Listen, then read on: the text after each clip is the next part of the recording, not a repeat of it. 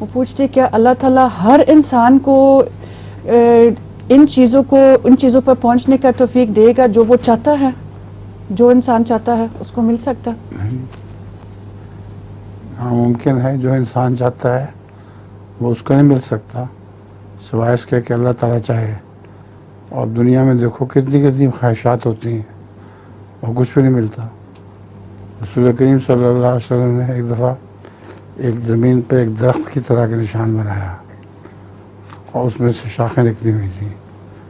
تو آپ نے فرمایا یہ اس کی خواہشات ہیں انسان کی. جتنا جتنا بلند ہوتا جاتا ہے خواہشات بڑی ہوتی جاتی ہیں، مگر آخر وہ کٹ جاتا ہے درخت اور خواہشات پوری نہیں ہو سکتی.